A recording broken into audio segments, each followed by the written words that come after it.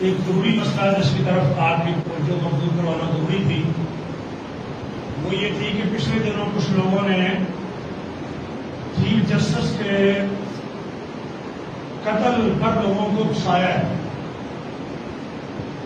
اور اس کے لیے انعام مقرر کیا ہے۔ 1 کروڑ روپیہ ہم انعام دیں گے جو چیف جسٹس کو قتل کرے گا۔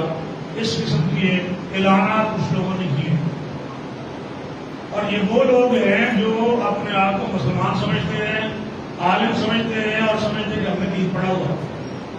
انہوں نے کون سا دین پڑھا ہوا ہے؟ ایک فیصلہ ہے، اسے آپ ایگری نہیں کرتے۔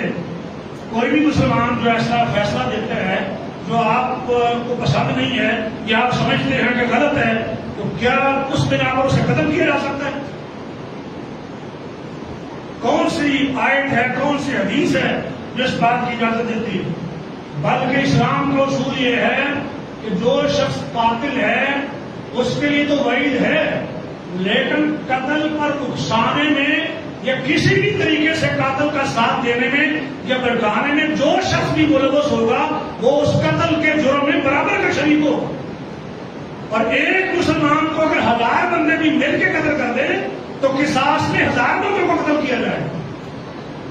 جب وہ 1000 کے 1000 ہی اسے قتل کر رہے تھے، حالانکہ تلوار ایک بندے کی چلی ہے، فائر ایک نے مارا ہے، لیکن سب قتل کرنا چاہتے تھے۔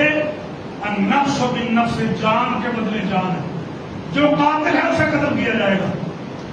اور یہ اکسانا، قتل پر اکسانا، بھڑکانا، یہ غیر شرعی عمل ہے، اس سے بچنا چاہیے اور کسی بھی جذبات میں نہیں آنا چاہیے۔ باقی فتویٰ صحیح تھا، غلط تھا، وہ فیصلہ تھا، وہ صحیح تھا، غلط تھا، اس پر ہم بات نہیں کر رہے۔ میں کہتا ہوں غلط بھی ہو، اس بات کی اجازت نہیں ہے کہ لوگوں کو کسی مسلمان کے یا کسی بھی بے گناہ شخص کے، اگر جو غیر مسلم ہی کیوں نہ ہو، تو اس کے قتل پر لوگوں کو اکسایا جائے۔ تو ہمیں اسلام کو اچھے طریقے سے سمجھنا چاہیے، اسلام کی تعلیمات کو بغیر جذبات میں آئے ہوئے ٹھنڈے دل کے ساتھ سمجھنا چاہیے کہ اصل اسلام کیا ہے اور ہم لوگوں کو اسلام کا پیغام کیا دے رہے ہیں۔